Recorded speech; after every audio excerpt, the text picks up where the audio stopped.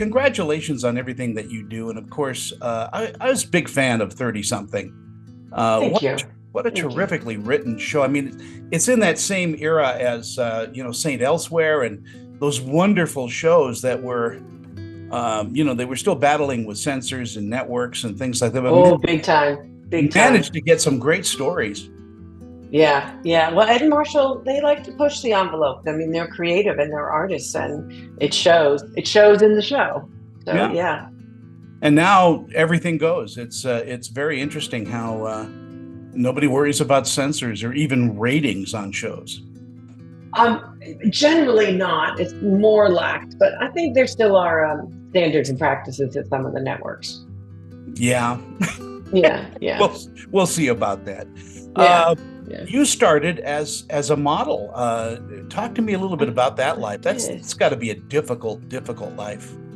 I loved it. It was great. I started modeling to make money to go to college, to go to Barnard. I was going to be a lawyer. I was going to Hmm. be a criminal defense lawyer, the female F. Lee Bailey at that time. Hmm. Most people today probably don't even know who he is. I do. And He was the one that came up with the palimony. yes, he did. Lee He Marvin. did. Yeah. I don't know what he's doing now. I think he's changed a lot since I was emulating it. But for me, a nice middle class girl from New Jersey. I haven't really traveled anywhere, and all of a sudden, I was living in New York City at the age of 17.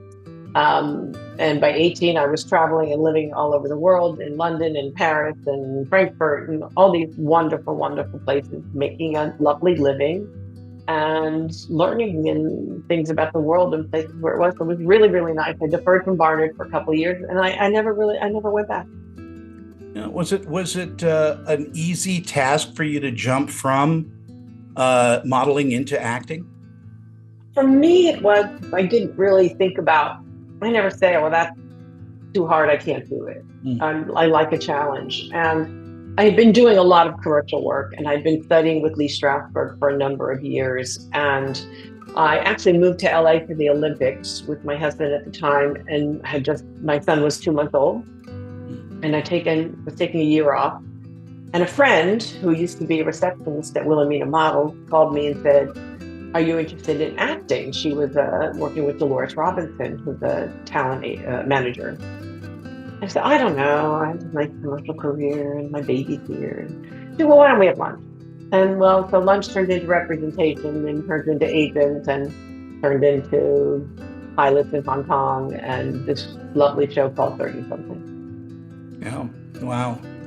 Was that where you got your SAG card, or did you get it before then? Oh, no. I've had my SAG card since 1975. I got it doing commercials, and I've had it forever and ever. Yeah, that's always an interesting point is, if you remember the day that you got it, because it seems that it's never what we think as people on the outside. It's always some commercial or something that they had to get you in. Yeah, for what I don't even know what commercial I got it for. I mean, it's been a while, but I know I've been happy to have it. And you've done well with it, as a matter of fact. Yes, I've done well. Do you enjoy comedy over drama? I mean, as an actress?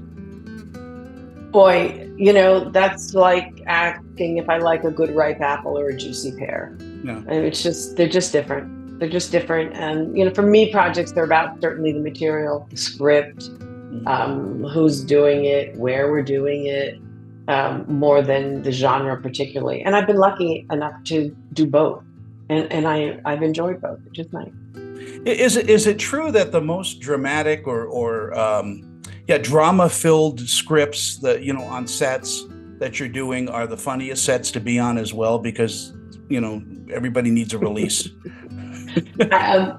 Yeah, I mean, that could be true. I've never quite heard that before, but a little humor goes a long way, no matter what you're doing.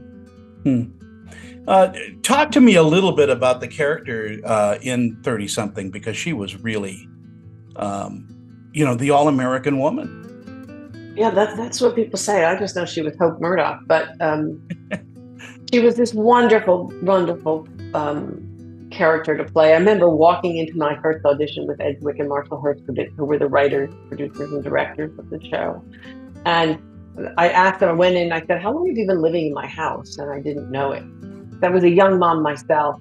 My son was a toddler, barely. And the script was just real and touching and emotional and funny. And they made it even more so with their other skills that they brought to it. So for me to play Hope and her evolution over 4 years, it was just, I mean, what a gift to me and everybody else in the show. You grew that character, and that's, I think, one of the beauties about doing television is that you do get a chance to arc that character more so than maybe what's in a film. Yes, that's true, unless you're doing, 10 of them,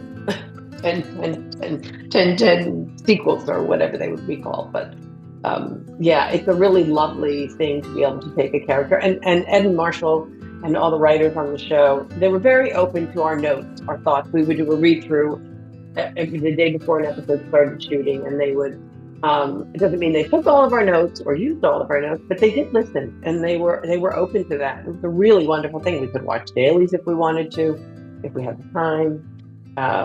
It was a really, I want to say it was almost like a lab, but it wasn't. It was more than that. And most of us were relatively green, and we went in and we did a network show that exploded. It was an amazing experience. Well, it was the right time. It was the right moment, the right people, I think. And wow, I mean, what an amazing cast you were working with. Yeah, I mean, it's just, and to this day, we're all still friends. We all still communicate with each other. We do reunion now and then. We're all scattered all over. But, there's one of them among I couldn't stay up and say, hey, can you do me a favor? Can you do this? What can I do? I know in terms of talking about it, Peter and Marshall are working on selling the sequel, I guess you would call it, to 30-something, which got killed by COVID. Yeah. And I've been posting about that and pushing that about 30-something else. So it's just something it's called 30-something else. Beautiful pilot written by Ed Marshall. It was all cast. We were ready to go literally between the network reading and the network dinner that night. They pulled the plug because of COVID. As happened to so many things, so many shows, so many businesses. I hope it gets revived again. I really. Hopefully, they're out plugging away on it. Yeah, I think I would like to see everybody back and doing that. But you've done so many movies and television shows over the years, and do you have a favorite character that you've played other than Hope? Oh my, that's a really hard question because I like them all, or I wouldn't do them. But I like when they change. Like following 30-something, I did a couple of comedies. I did Something So Right, which is for NBC, which was an absolute comedy. And I had a ball doing it, another great group. And I had never done a comedy before.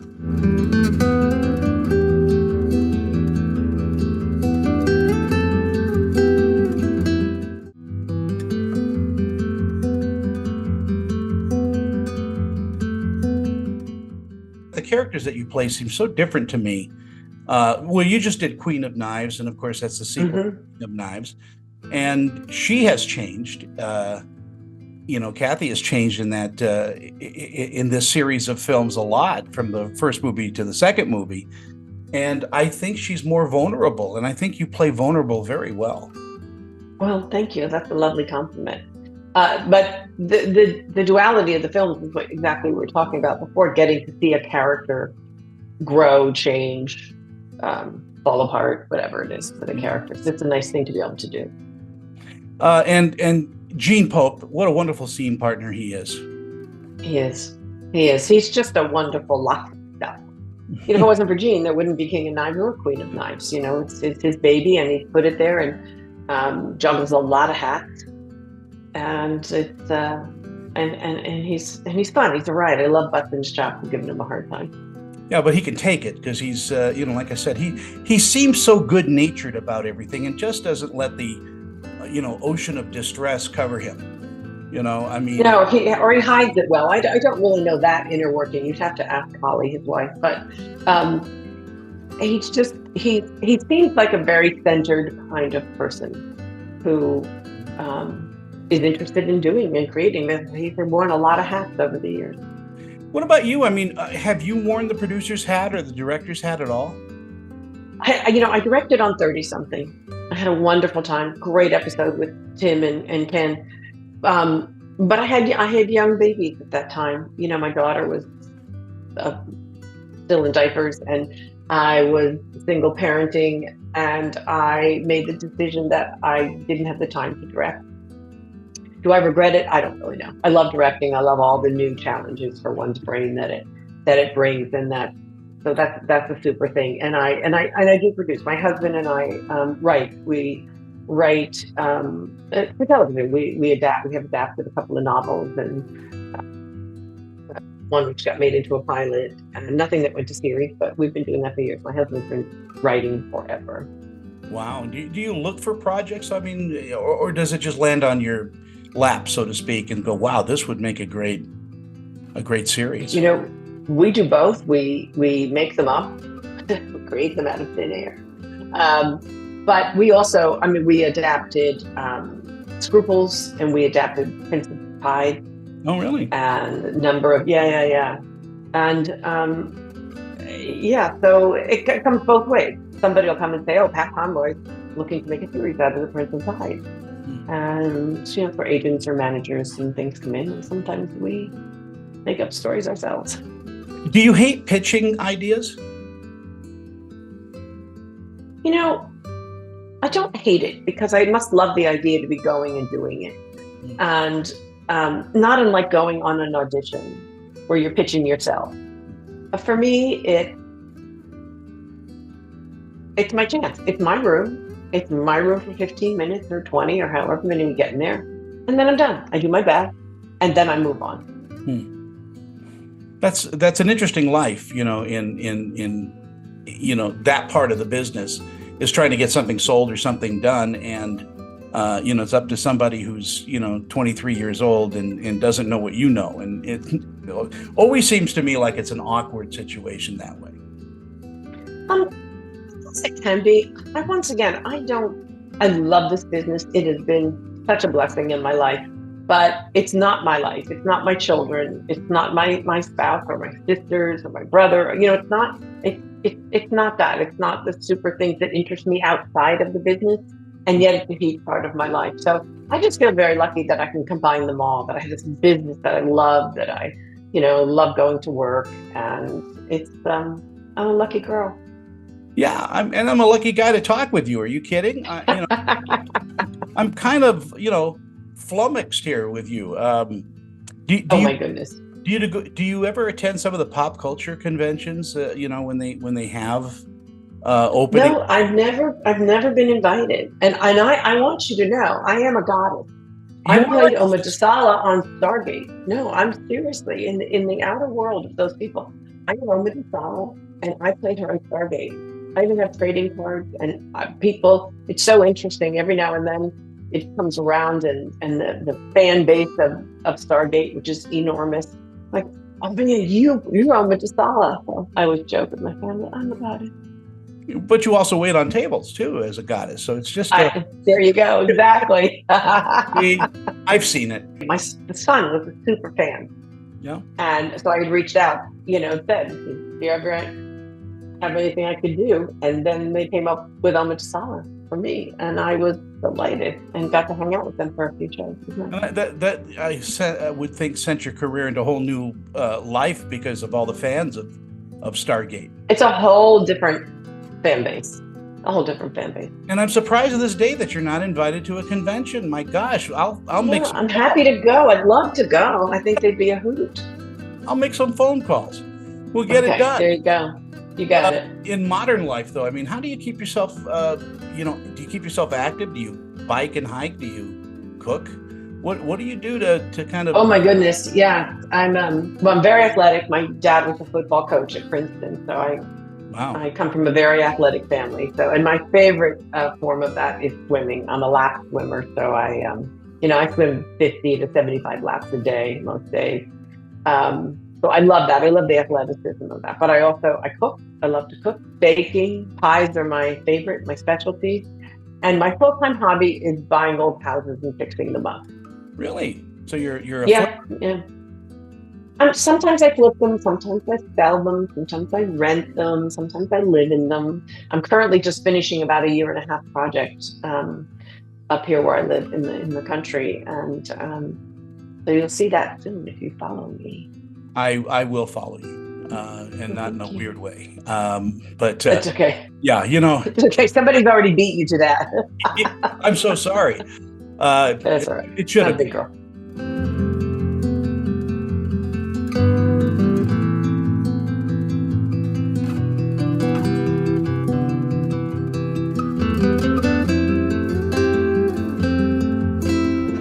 Yeah, I know, but I don't know. Yeah, you just did that. Look at that. It's so sad.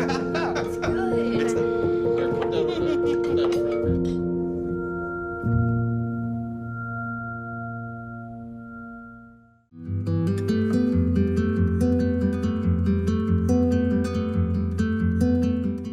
Because I went into the business out of the modeling world, because I got into that to make money to go to college, which I ended up deferring from and never quite going back because the modeling opened my eyes to this incredible world and started studying acting because I realized commercials was a very nice way to make a living. Yeah.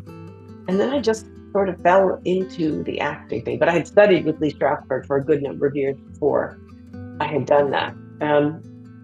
So I think for me, I'm always challenging myself. I'm always learning. There are people I'll meet on the street and I go, oh, that's a good character. No, I'm going to put that in my pocket. Yeah. I'm going to use it. The actor's toolkit, you know. Exactly. We used to sit in malls and listen to dialects and things like that, and you know, just conversations and how people emphasize certain words. And I find there's rhythms and cadences in the way people talk as well. There's music everywhere. Absolutely. And all of us are different. You know, you're an amazing actress, and it needs to be just You're very kind. Thank you. that you have managed to you know, to do a lot of different things in your career, which a lot of actors don't get to do. I mean, you know, they play kind of the same role because that's what they're known for, but you have always been a chameleon when it came to accepting roles. So I think you accept roles based on the fact that the character you're accepting might be just totally different from you, and you want to explore that. Oh, absolutely. When people ask me what I do, I say, well, I'm an illusionist. That's what I do. I make you think you're seeing something that's real, that's not really there. Russell Crowe one time told me he was a professional auditioner up until getting roles. You know, he said, that's all I did was that. That's how you get those roles then, though. So just, and you can't be in this business, you know, for the people that are listening to, you know, that want to be in this, but you can't be afraid of the word no. You have to live with the word no. Yeah, or you just walk away from it. My edict for myself when I go in and meet people or audition or tape or whatever is when I'm done, I take my pages, my notes, my script, and I throw them in the trash on the way out. Really? And I'm done. Yeah, no, absolutely true about me. Absolutely true. It's like if they happen to be in my car and I haven't tossed them yet because I couldn't find a trash can, they go there before I bring them home. Because there's nothing I can change about what I've done. I put my best foot forward, took my 10 or 15 minutes in the room that was mine, and did absolutely the best that I could. And they're going to come back to me, or they're not. But you don't do that with the characters. Don't you take a bit of any character with you and use that? I mean, take them home with me and keep them all in me after? Well, not in a crazy No, it'd be very crowded up here.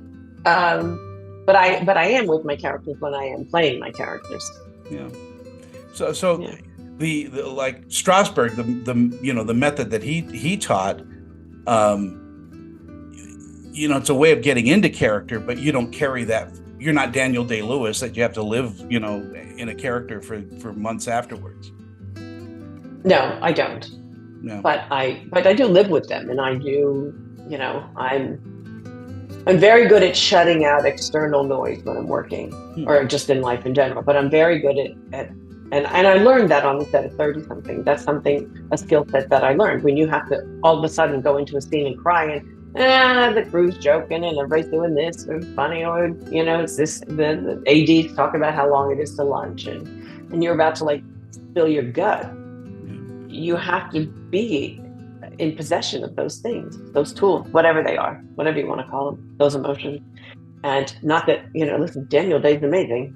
Yeah, well, he is. He retired though. So now you're the best actor in the world. So there, it just, it goes to you. Well, he'd had enough. He wanted to let those characters go to sleep. Yeah. And costuming and sets all play a part in developing characters, I would imagine. Absolutely. You work with pros who have their own toolkit that they bring in to show that makeup, hair, all that. What kind of hair are you going to do? Is it a braid, or is this, or is that, or is it short, or blonde, or there's so many choices. That's one of the really lovely things about acting. Yes, it's the script and what you're doing, but all of the pieces that I get to put into my blender of a character.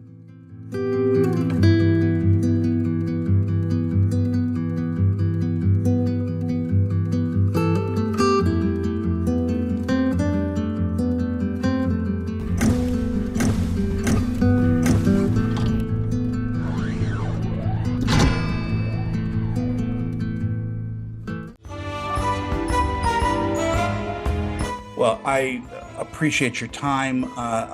Like I said, I am such a fan, and I get a little bit clamped, like I said. But oh my goodness, you're a sweetheart. Thank you. Thank you for spending time with me. Yeah, you know what? It's like we're old friends. We should be just drinking coffee right now and just doing that. There you go. I tell you what, if I hit LA, I'm gonna take you to the smokehouse. We're gonna go there and just you and your family and me, and we'll just have something to eat.